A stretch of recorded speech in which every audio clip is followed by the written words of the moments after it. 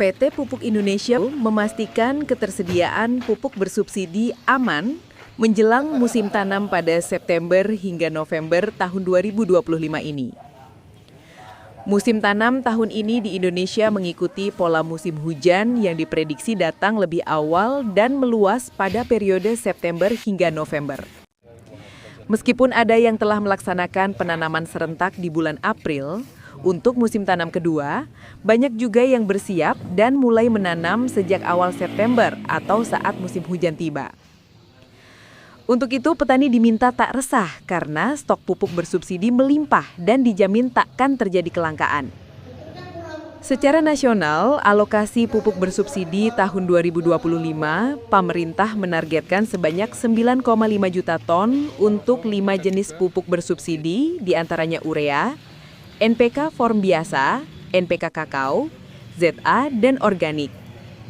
Sementara hingga per 20 September 2025, realisasi serapan baru mencapai 5,5 juta ton atau sekitar 57%. Hal serupa juga terdapat di daerah.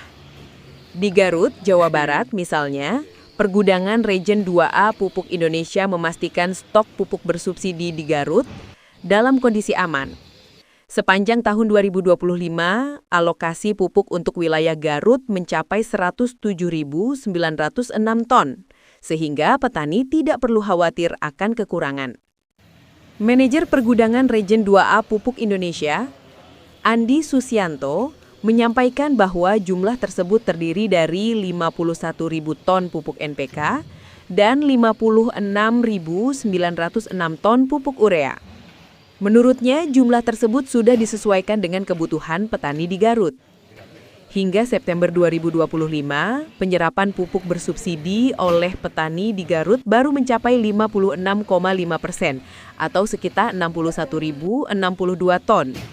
Dari jumlah itu, NPK terserap sebanyak 36.162 ton dan urea 24.900 ton. Bulan September saja ada sekitar 700 ton pupuk bersubsidi yang belum terserap. Sedangkan kebutuhan di bulan September ini untuk ureanya masih tersisa di angka 700 ton. Jadi kalau stoknya 2.300, saya rasa untuk kebutuhan di Garut ini masih aman. Lanjut juga NPK karena stoknya 3.500 dan kebutuhan yang belum tertebus itu di bulan September ini sekitar 800 ton, itu saya rasa juga aman. Tinggal untuk penyerapannya saja, kalau penyerapannya urea dan NPK masih di angka 56%, itu di ureanya masih di angka 43%, tentu ini masih rendah. Jadi untuk kesiapan musim tanam Okmar, ini saya rasa perlu diyakinkan teman-teman petani itu dari teman-teman PES ini bahwa pupuk yang ada ini mencukupi. Pabrik kami juga 2 pabrik saat ini produksi maksimal perharinya, satu pabrik 1.400 ton, untuk 2 pabrik perharinya bisa 2.800 ton. Itu berguyur, berangsur-angsur menyuplai di seluruh Jawa Barat ini 4 gudang penyangga. Untuk memastikan kelancaran distribusi, Pupuk Indonesia menyiapkan 5 gudang pupuk di Kabupaten Garut. 3 gudang urea berada di Banyuresmi, Cisurupan, dan Ciklet, sedangkan 2 gudang NPK berlokasi di Cikajang dan Tarogong.